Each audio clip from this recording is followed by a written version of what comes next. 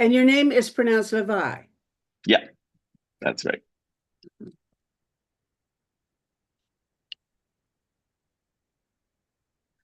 Okay, got it. Now we think we are live. Yes, looks like it. So here goes. Hi, I'm Etta Spencer. Let's go to the UN this year. Not, in fact, September, a lot of people are going to go to the UN, but the guy I'm going to talk to isn't really at the UN, although certainly that's really what we're going to talk about. His name is David Levi, and I understand that he's in Paris. And we are really going to talk about a an issue that he works on full time nowadays, and which is just about the most important thing in the world for us to accomplish, in my opinion. So it's about number one, or equal to number one, on my to-do list of how to save the world. So he's with something called the ISWE, and I don't know whether I'm pronouncing it right, but the ISWE Foundation, and his name is David Levi. Hello, David. How's everything in Paris? Hello, Meta. Nice to talk to you today. Everything's good and rainy as usual in Paris. Oh, does it rain a lot in Paris? I've never noticed that. I've been to Paris a few times, but it didn't rain that much. Okay, You've been lucky. I always think of London as a place where you expect to get rain every day. Anyway, we are already off topic. I want to get us focused because this is an important issue. You wear many hats, and if I Google you, I have a hard time figuring out where you are located or what you are doing. But because they don't date these Google things, that you don't know when they posted it, and therefore you can't put it in sequence. But I've got it figured out now. You are with this ISWE Foundation, which I thought was an acronym, but start off telling me what that foundation is, because that's where we're going anyway. What is ISWE?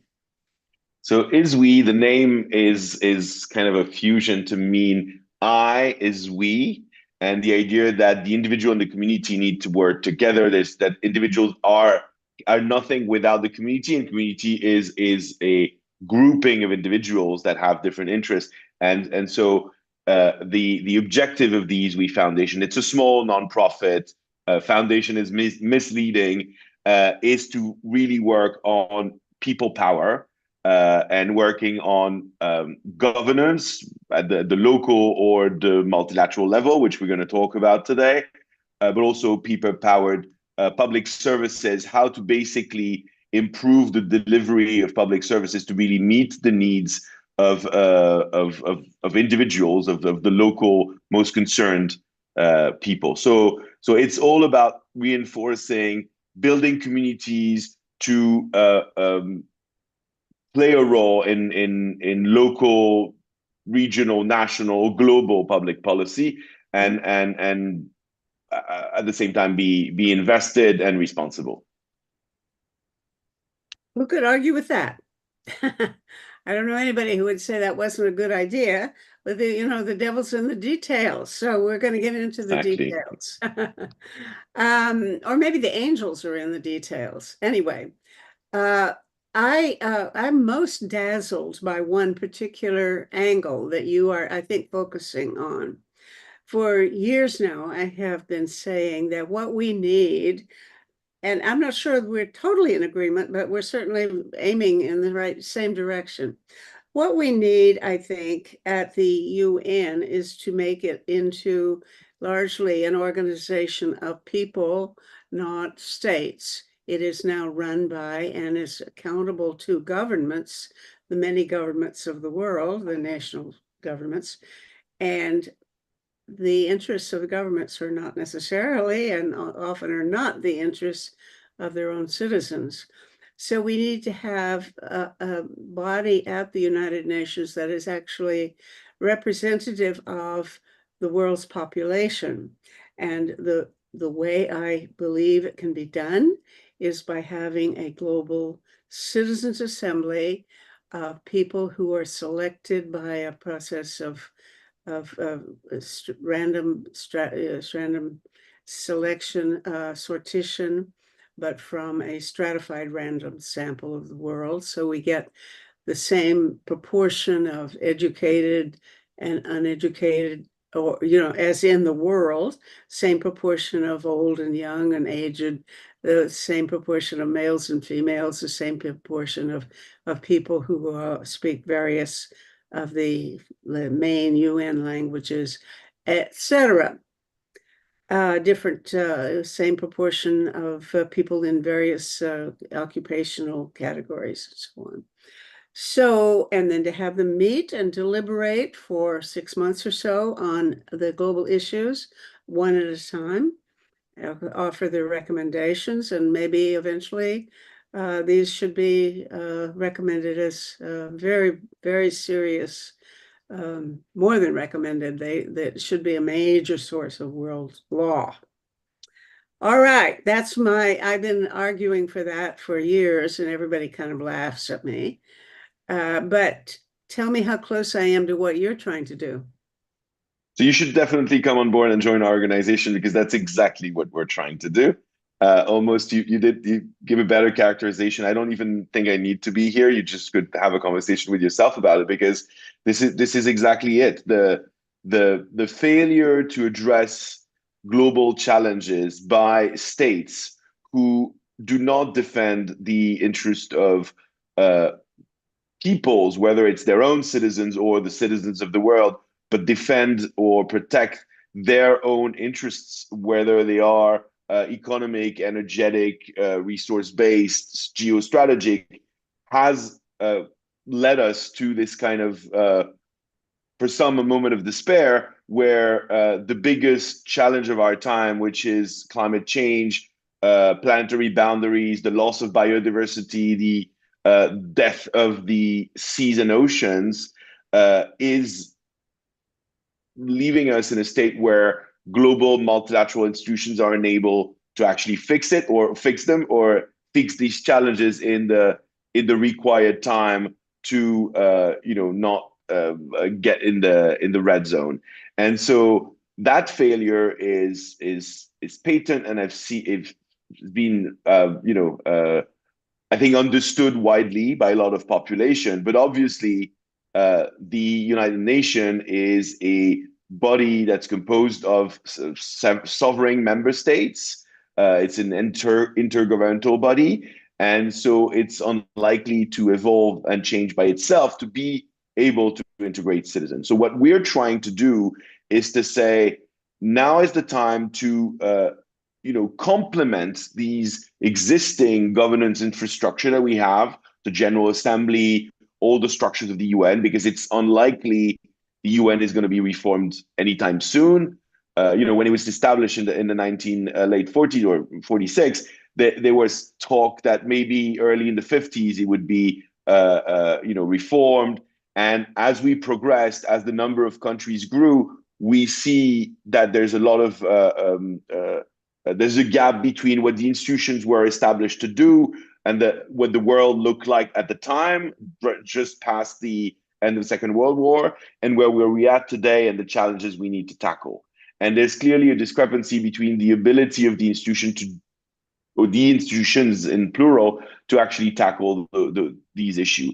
So that's why we're advocating to complement these bodies, not to suppress, not to take down the UN, because that would not be helpful. Global multilateralism until now has also been the main way to, advance common goods and fight common challenges, whether it's global poverty, whether it's diseases, whether it's famine and hunger. There's been enormous progress in the past 80 years, but we're reaching a point where we need to supplement the existing institutions by bodies that are not trying to advance, specific interests, but rather bodies that have a general sense of what the common good would be and how to maximize the social benefits, not the value of some compared to others. So this year there is a moment called the Summit of the Future, which Yeah. is taking place at the UN. It's going to be the legacy summit of the current Secretary General Antonio Guterres, and the original mandate, if there was any of this meeting, was to propose a revised UN, a UN 2.0 that would be better able to deal with crises or compounding crises, because that's what we faced at the time. At the same time, economic crisis, natural ecosystem crisis, poverty crisis, etc., migration crises, and so in order to address them all at the same time, it was said we needed to transform the UN. Um, it's we have an expression in French that says the elephant is giving birth to a mouse. I don't know how that translate. That doesn't Well, translate very well, but you don't need to translate it. It's an obvious meaning, but yeah, okay.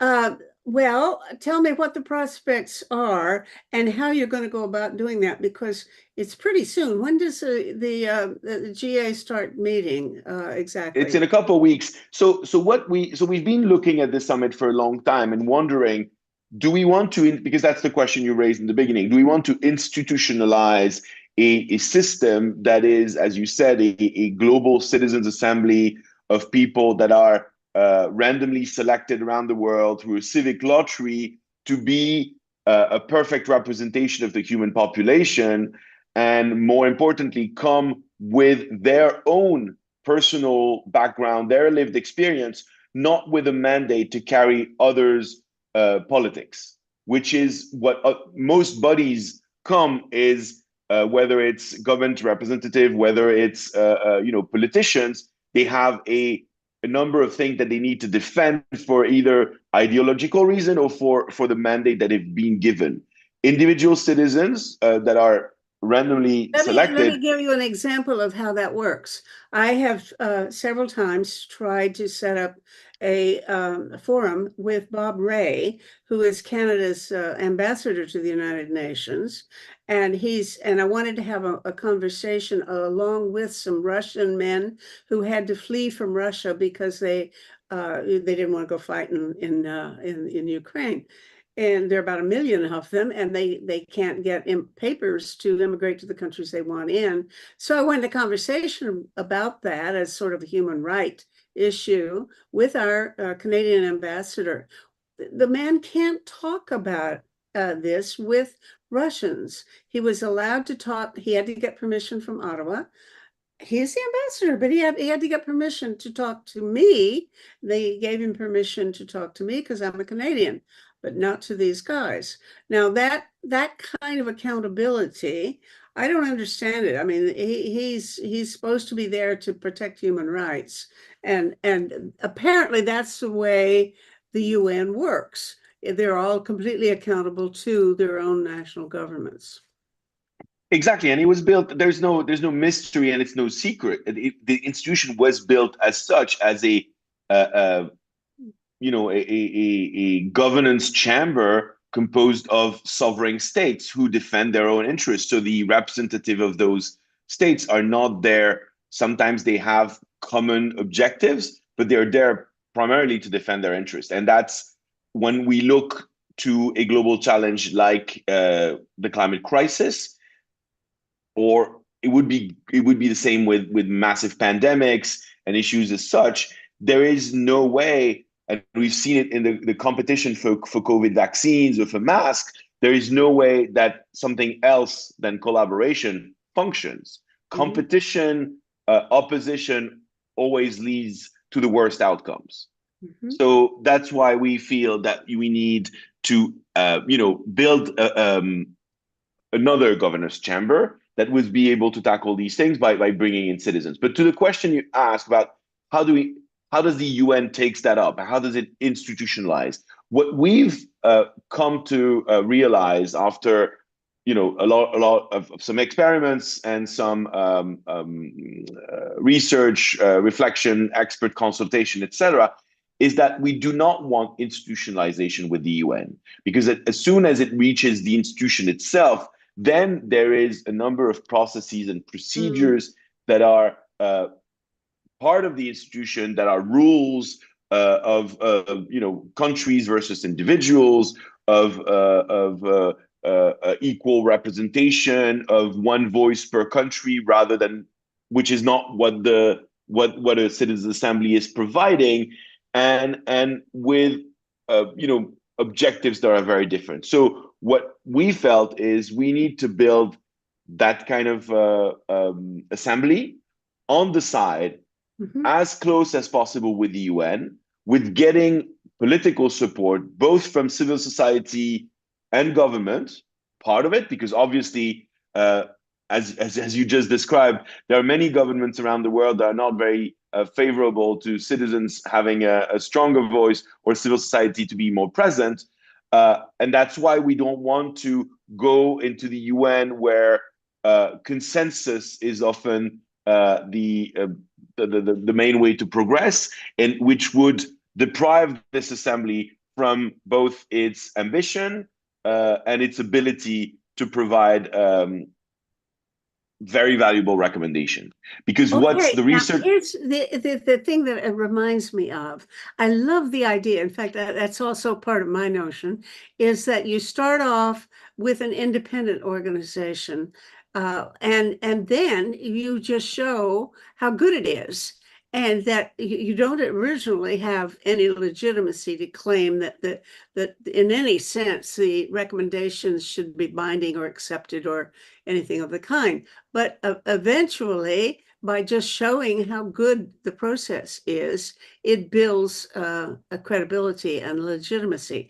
And the thing that I think of as an example is Solidarność in Poland, when it was still run by the communists, and they started independently doing things on their own. They would run their own institutions, like they had their own university in people's living rooms.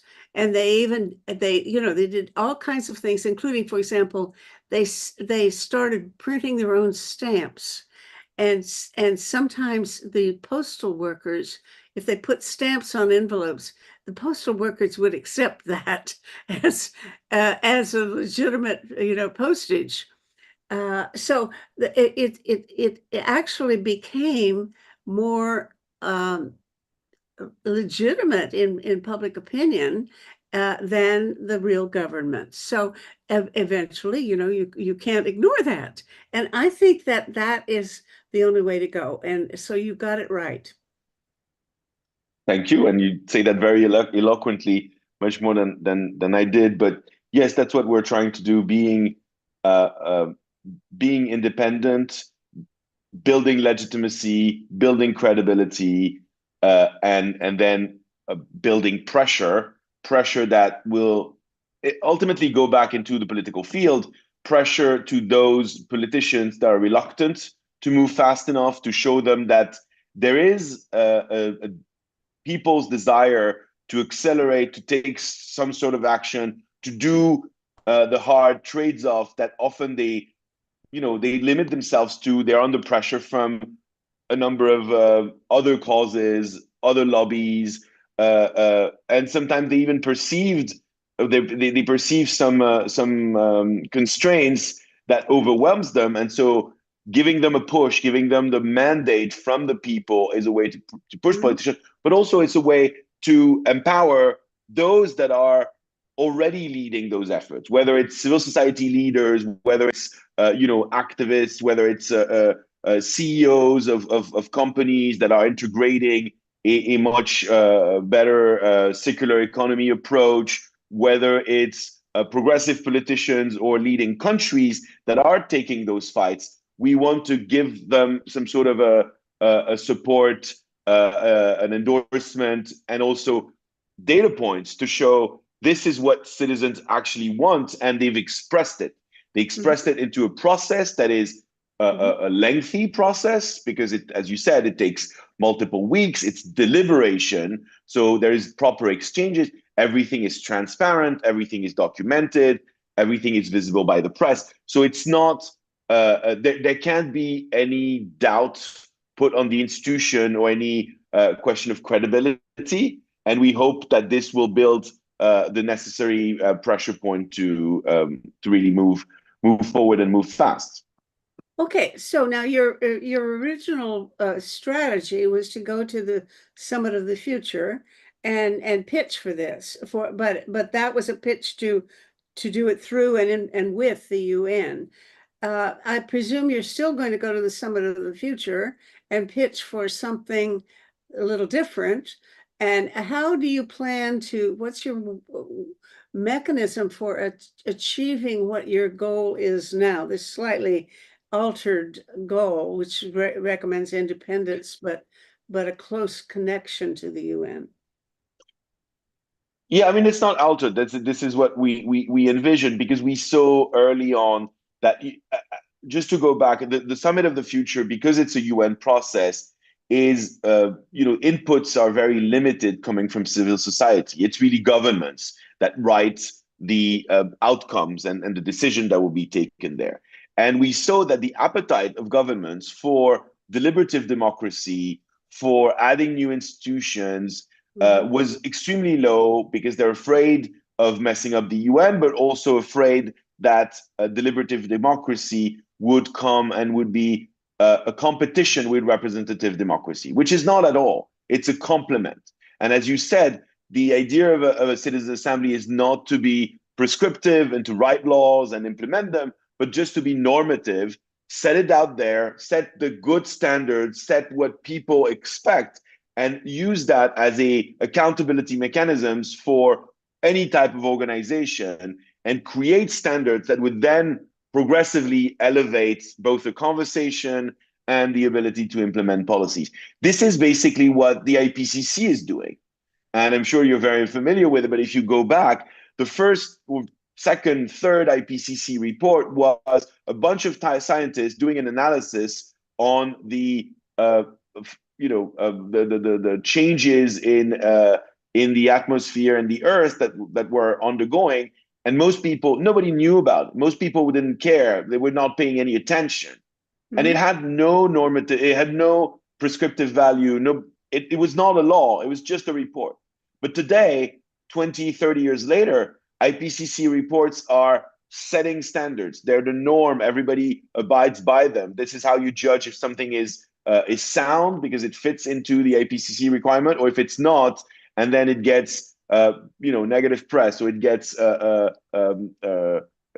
creates animosity from civil society. So in a few decades, the IPCC has become set real accountability standards, norms, and mechanisms. We hope to do the same thing in a much shorter amount of time, but have these citizens' assembly come to uh, uh, you know uh, present their findings at a number of multilateral meetings, get the support from high-level politicians, from civil society leaders, so that at the G20, at the World Bank meetings, at the next UN Assembly General Assembly, and in particular at the next COP, which will be held next year in Brazil, and will be pictured at the COP of the people.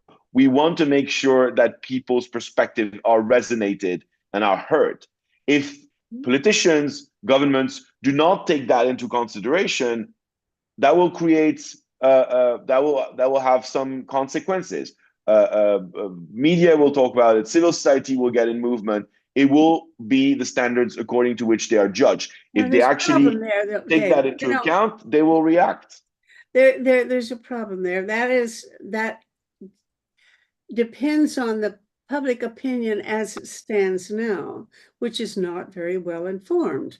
The thing about a citizens' assembly is that what comes out of it is a representative public opinion of an informed citizenry after they've done 6 months of deliberation. And that makes all the difference in the world. I think, with any referendum, for example, if you do it, you never know what kind of wisdom or lack of it is going to come out of those decisions. People go in the voting booth, and only then do they, well, now what do I think about this? And they haven't studied up on it.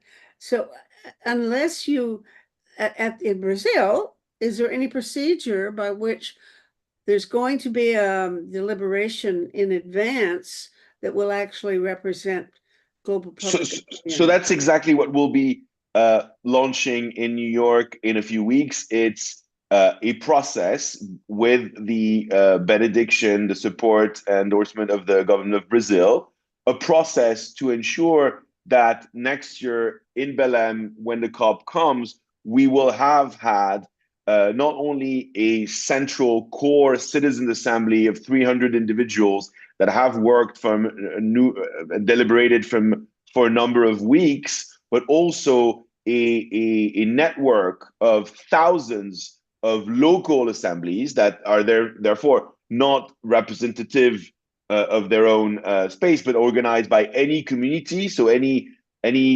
person, anyone on earth can organize those, and will provide the support to do. And I'll go back to the training in 1 second, but support to do the planning, the setup, and the running of the assembly, but also to capture what the main findings were in order to do a mapping of citizens around the world. The goal is to connect the very global questions that we're dealing with, the UN is dealing with on a regular basis, but also the very local concern that are people's entry point. Because nobody's thinking about global warming, climate change in terms of, oh, what happens if there's a sudden increase of 2 meters in the ocean if the ice from Greenland is melting. People think about what's the restriction for me to use my car and go into the center of the city? What's the quality of the food that I'm eating? What's the health of my parents and grandparents because of pollution in cities? What's the level of fisheries that makes that induces that many people lose their job because there's no fish anymore, etc. And what's the question of access to water? Do we use water for agriculture or not? To which extent do we need to change our practices?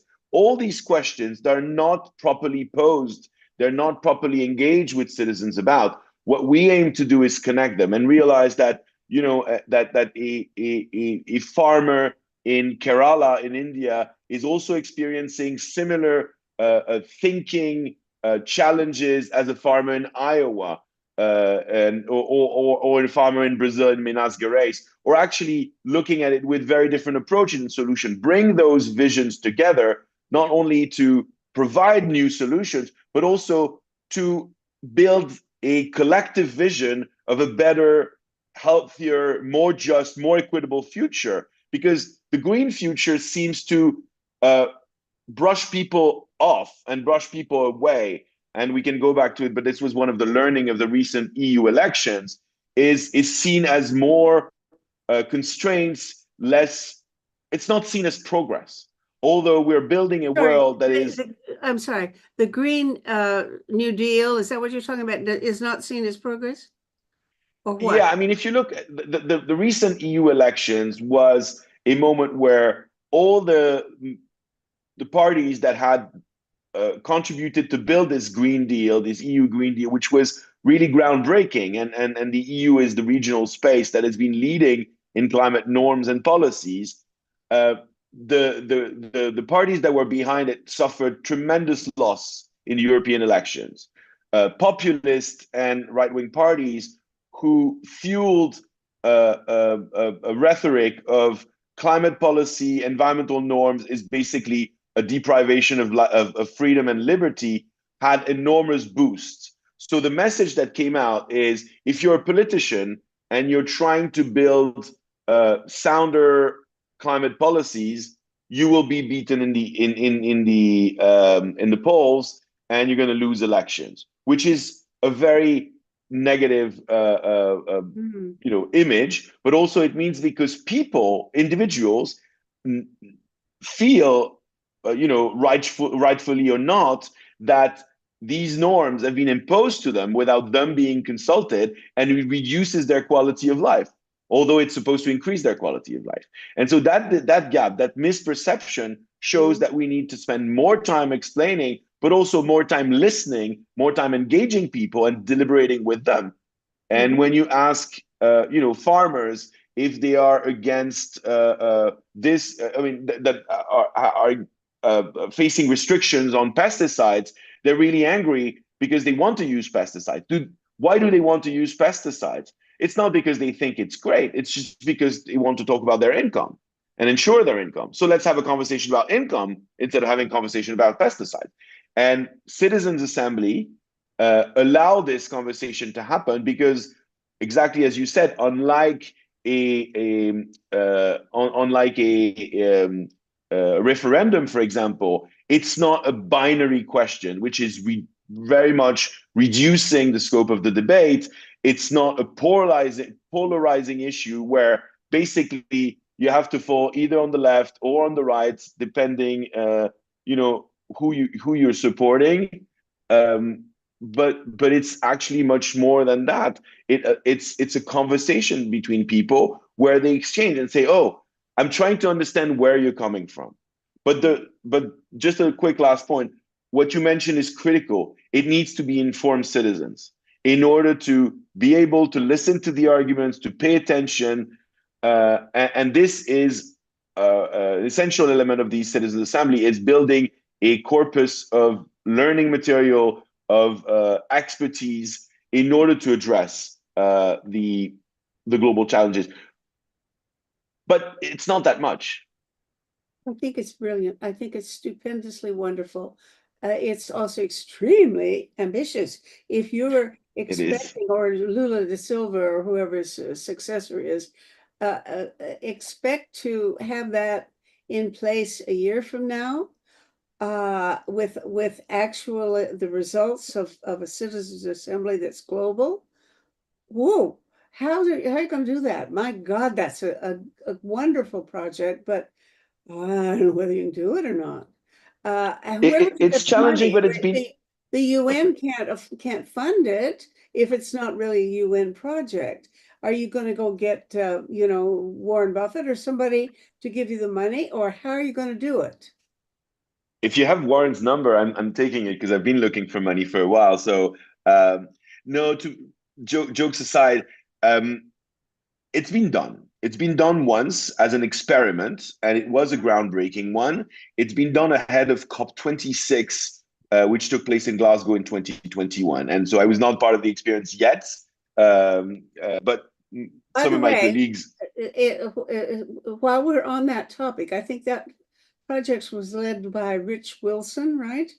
exactly, He's exactly. connected with your organization now. He's leading our organization. Oh God, because I was going to ask you to intervene on my behalf. I've been trying to get him to be on my show, and I couldn't get him. So I thought maybe you could do it for me. But if he's going to leave you, well, oh no. I'm sure he would be happy to come into your show and have the conversation with you because he's always happy to bounce our arguments, and he would be much better placed to talk to you about the methodology, how to build that from the ground up, because that's his expertise in civic movements and democracy. My expertise is really coming from the UN system and how we work with the politics of the UN, how we build advocacy movements, and so we are quite complementary. So I'm sure you'll be happy to come on your show and talk about it. But so the Mhm. 2021 experiment uh, proved that it was possible to run a few months of online deliberation with, at the time, it was 100 citizens randomly selected. But it was, exactly as you said in the beginning, a perfect representation with lots of people that did not have a secondary education, with many people that were not aware of the climate crisis or not well aware of the underlying science. The deliberation was done over 68 hours, over 3 months. 68 hours, not altogether, obviously, and it was done in 44 different languages because we don't want English to become the bias, not even an expression, but a way to cancel out a number of people that would not be brought in. And so that first experiment demonstrated that it was possible to do it. The problem or the limit was that the influence it had on the COP and the political process was relatively limited. So people heard about it. It was a big thing during the COP. The Secretary General praised it and saying, this is the type of new governance we need to ensure the well-being of future generation, to also think about future generation being taken into consideration. But politicians did not really much react to it. And that's why this time we're kind of inversing the strategy, and we're starting by building a political support coalition with, as I said, civil society leaders, with governmental leaders, with corporation, with cities and local governments that will, a few of them, that will be champions and will say, you know, we've tested that, we've experienced that in our community. We know the value, we know the power that it can bring, and we know it can activate citizens. It can make better informed decision. It's a much more consensual way of progress that avoids the inherent back and forth that we're seeing, that you're seeing in Canada, that they're seeing in the US even more, which is one step forward, one step back, Mhm. where as soon as another majority takes over, they want to destroy what has been done because it was not consensual policies. We need to progress fast. So we need to build consensus at every step we take so we do not have to undo them afterwards. And so this time we're starting with the coalition. This coalition, this process is going to be launched in New York in 3 weeks. And then we have a year to actually deliver the proper deliberation and report that will then be presented at COP. Okay, now you mentioned the one that the previous one that was the COP one. I think they did 68 hours of deliberation by Zoom or something like that, right? By Yes. on online, not in person. And that brings us to one of the only issues that I've run into that is actually contentious. When I talk to people who are enthusiastic supporters of citizens' assemblies, there's not a unity of opinion about the question of whether or not these online consultations are good enough to do the job. And for example, Hugh, I had a conversation with Hugh Pope, who had fixed his father's wonderful book, edited it and published it and so on. And he takes the position that people need to actually meet in person and go out and have dinner together and get acquainted socially and interpersonally as a way of building the trust that and just familiarity that enables them to function well. And I was saying, oh, I think I do these forums every day on Zoom. I never leave my apartment because I'm old and I don't want to go out anymore. And I have issues about mobility.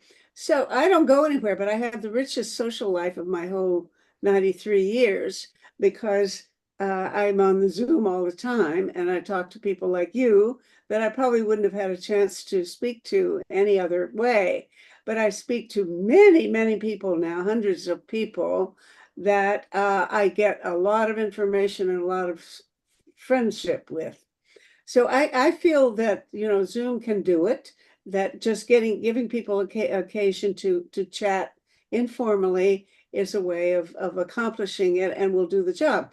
So I've recently, well, I haven't heard from them in a couple of weeks, but I joined something called, I think, the World Citizens Assembly, which is, I guess it's a fledgling organization of people who are actually doing consultations, deliberations by Zoom, and weekly at least, and maybe more.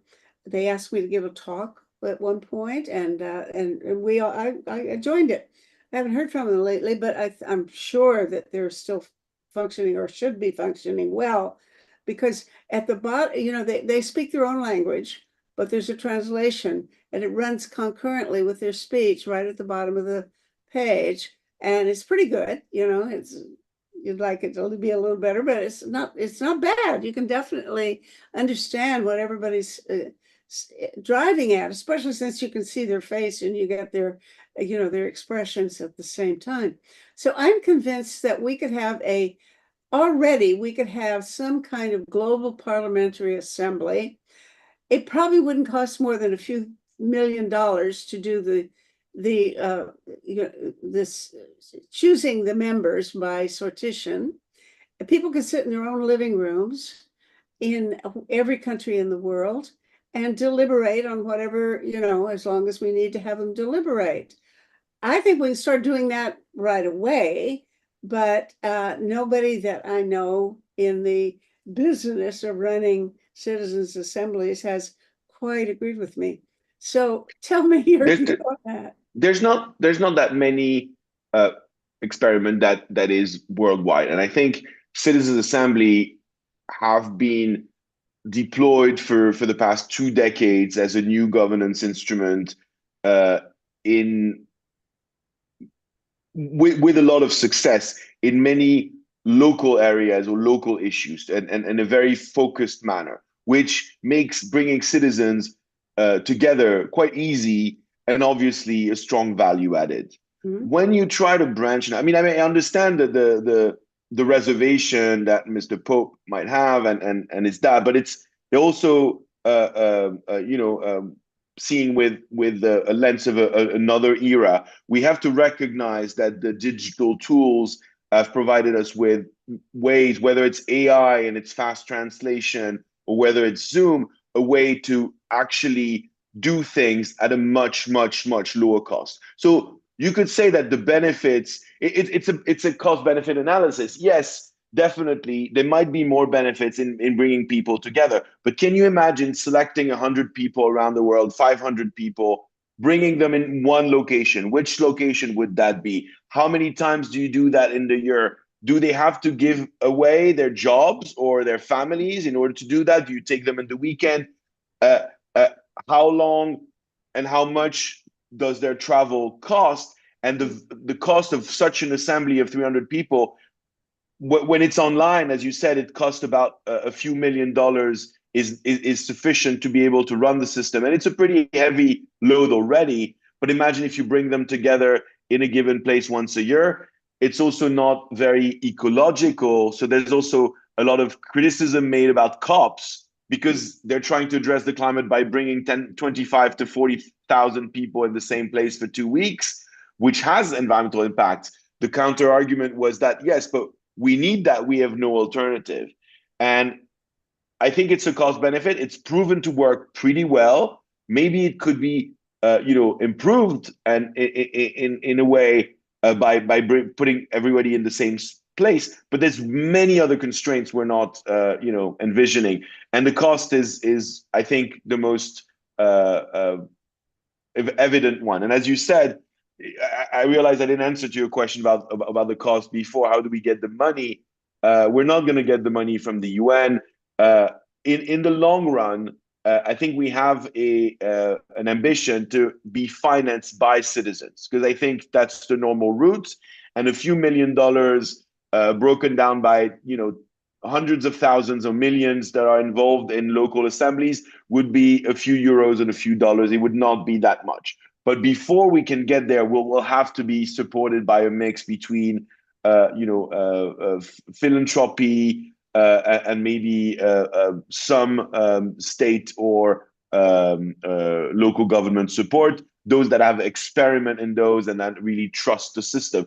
But we plan in the next 5 years to have at least a third, up to half of the funding coming from the public at large. It's possible. We know that the network of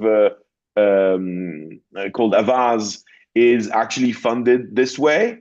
It's funded not by philanthropies but individual contribution, and so we think it's possible in the long run, but it will be a struggle to get there, and we will rely on philanthropy. So any number you can give me of If organizations I that have a few millions to spend, I'll take them.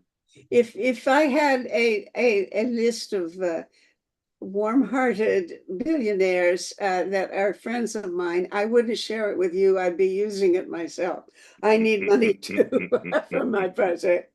But anyway, it's kind of a joke, but there is competition, unfortunately, among good people, we're Oh yes, I experience it every day.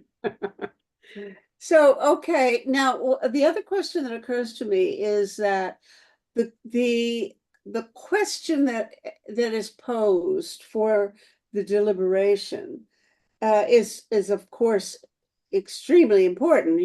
And the question is who gets to pick and how do you go about choosing the issue?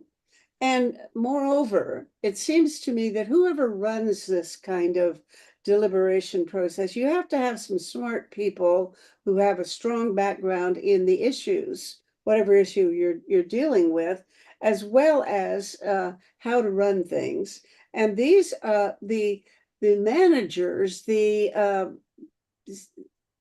people orchestrating the whole thing will have an extraordinary influence over the nature of the conversation. I don't think there's any getting around that. So the question there is, how are you going to do your best to ensure that it is really a response to what?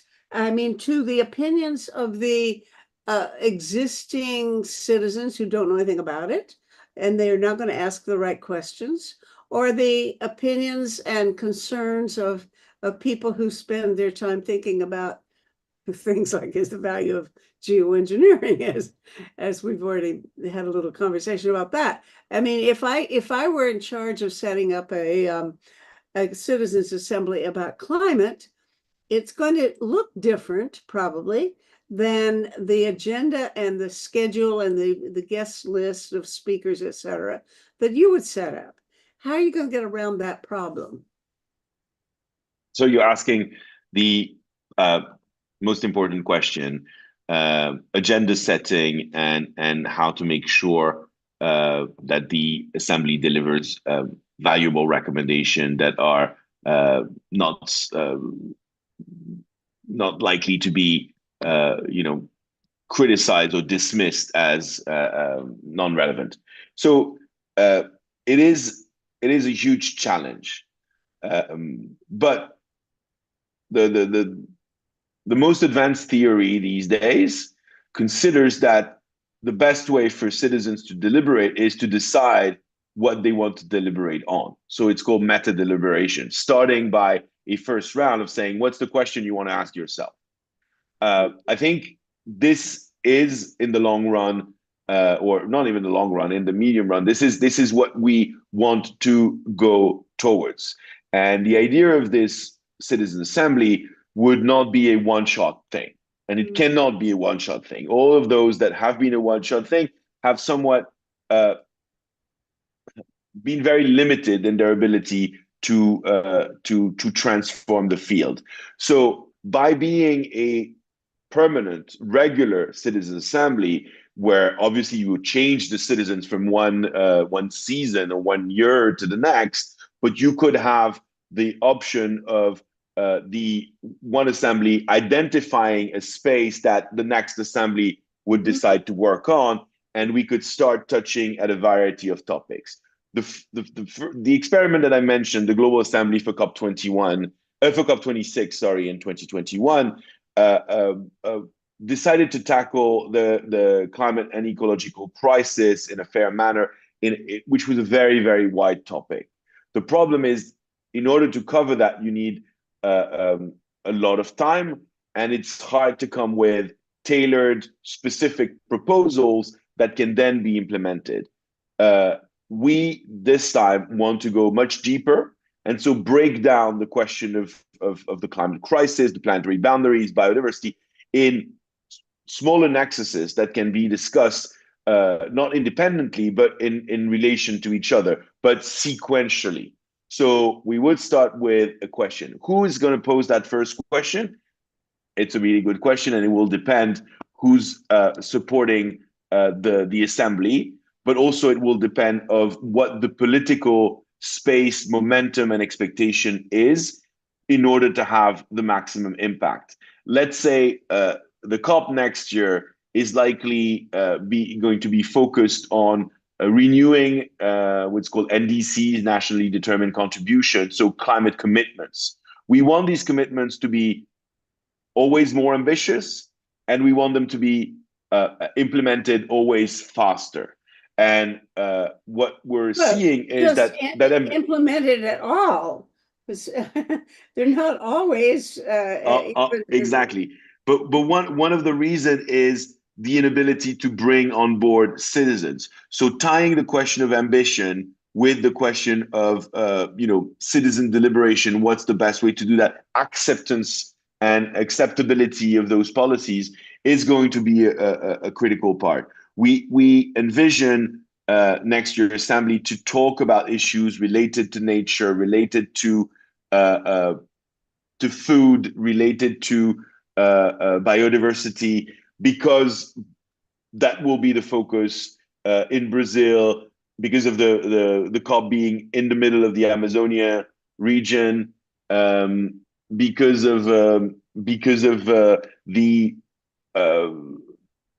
interest of the Brazilian population for food security, for deforestation. So we think we need to have issues that connect well to the political moment so that they can be impactful. If you have a COP in a landlocked country that does not talk at all about the ocean and it's not a topic of the moment, bringing ocean issues will kind of fall flat. So the idea is to maximize the connection between the topics that are most interesting and most transformative and the political appetite and expectations of the moment.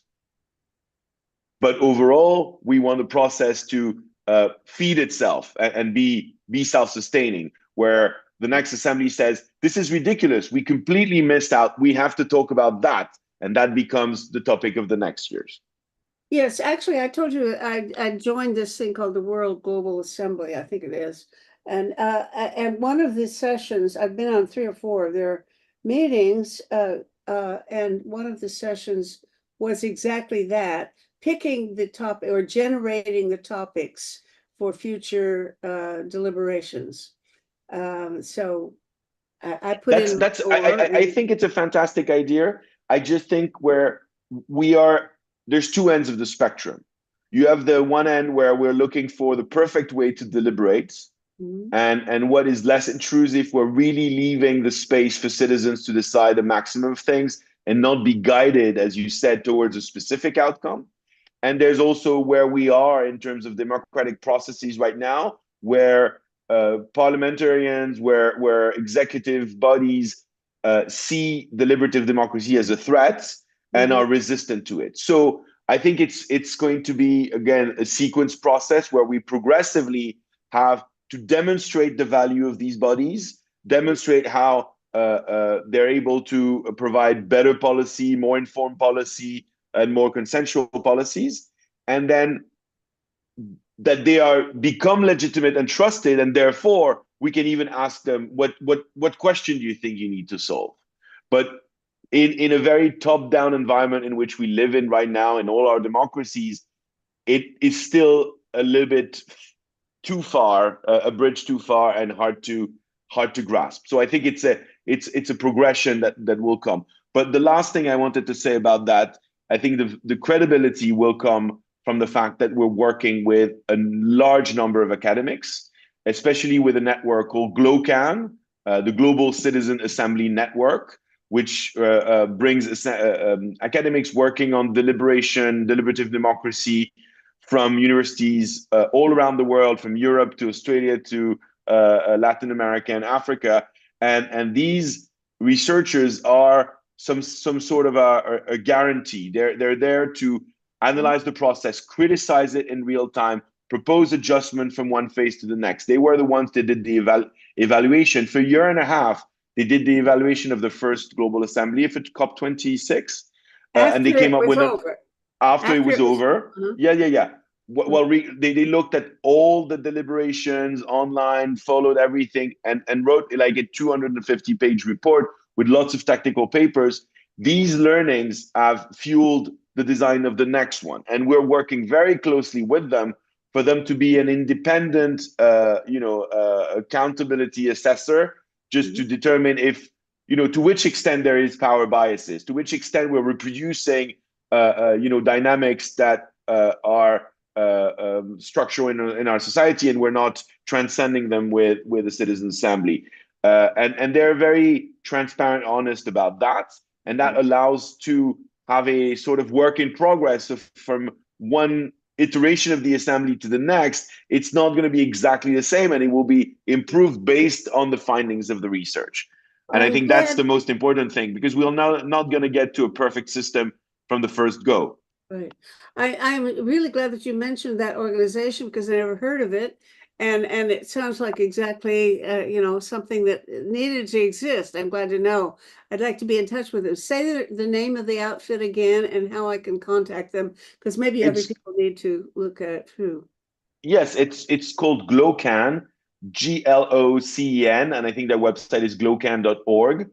And it's a research collective of researchers that work in different universities around the world that So it build would this. stand for, let's see, let me guess, Global Citizens Assembly Network. Good guess. Okay, sounds great. Now, have they attempted, or has anybody attempted to do a systematic appraisal as to, the basic question, do citizens' assemblies really produce better judgments, outcomes than elected assemblies? Or then whatever Do you alternative want a hint? this. I want Yes, to they do. know. I want some proof. I in my heart, I'm, Just look at our parliaments. huh? Well, Just I think listen to our I can look parliaments. at it myself and make a judgment, but that's different from having No, no, somebody there's been systematically. there's been research, so I don't know that this research has been comparative and saying it's producing a better outcome than if the same issue was treated by the parliament. What they say is that the recommendations are usually more ambitious on the scale of issues to be tackled. They are more uh, tailored to the gravity of the problem. They're more responsible in that way, but also, and that's easy to measure, they are much more consensual. So the approval rate of when there's proposals coming out of citizens assembly, they are usually approved at 70, 80, 90% rather than a vote in most Mm, either referendum or assemblies that are a 50 plus, mm, where there's a large minority of people who feel that they've lost something and not a sentiment that there's a collective vision of building a new step or progression. And so I think this is the critical value. But yeah, Glocan has been doing that. So again, I'm not a specialist of the civic and democracy innovation space, but there's been extensive study done by this, including by the OECD, who look at the deliberative wave and these new processes, how they came to fruition. But I think the what is the most difficult to assess and has been the most difficult to assess until now is the ability to actually create new uh, to transform regulation, because a lot of these bodies often have been commissioned as an indicative uh, body where you ask them a question, they come back with proposals, recommendation, but then it is the mandating power which decides to which extent they want to put it in place. In my country, in France, the President Macron did a very ambitious experiment of having 150 people randomly selected to be part of an assembly that worked for more than 6 months on almost every weekend, and produced, and it fascinated the public. Everybody was very interested. It was a very transparent discussion. It fueled the press. It actually increased the educational level of average citizens and press readers about the climate crisis. And the president said, I will take on everything you suggest with no filter. In the end, the reality is that he was faced with, political trade-offs and did not take everything with no filter. He had to actually water down some of the norms, take some of the proposal, not take some of the proposals. But what was uh, uh, obvious was that citizens that made this recommendation in kind of a consensual manner were very frustrated, uh, not only that these proposals were not taken up by the people in power, but also that there was no real mechanism to defend them and to bring them into political space. You cannot ask a randomly selected individual that already asked to deliberate for hours to suddenly become a advocacy leader, a militant that goes that organized demonstration or goes on TV shows to defend proposals. His job was to actually deliberate, think, write it, and then go home. So that's why we're building now this coalition of actors that believe in the findings, because it's not the responsibility of citizens to have to carry the work of implementation. They're doing the recommendation. And so I think it's critical how you to respond to your question about the transformative power, the impact of these assemblies, the relatively limited impact often was not due to the quality of the proposals or the quality of the work, but the ability to translate them into proper policies or Well, regulations. that makes sense. It's obvious. Shouldn't surprise anyone, but that's just the next step in what you're doing, right? I mean, getting it going is just a marvelous thing, and I think you're doing all the right things. As far as I can tell, I absolutely support what you're doing, and I think somehow if I can help, let me know. I don't know. Thank you, Because Meta. It's really good to hear because that's not what I often hear. yeah, I often hear why it's not possible, too complicated, too far-fetched, uh-huh. or will never work. But careful of what you ask for, because I might come back to you with suggestion on how you can help. Okay, and I'll come back to you because you've got some ideas I want to work on. We had a little Perfect. conversation about geoengineering before this we started, and we're on different pages there. Anyway, it's been fun, and not only fun, but really, really valuable, I think. I hope other people watch this and learn something from what you've said. Thank you so much, David. We'll be friends from now on.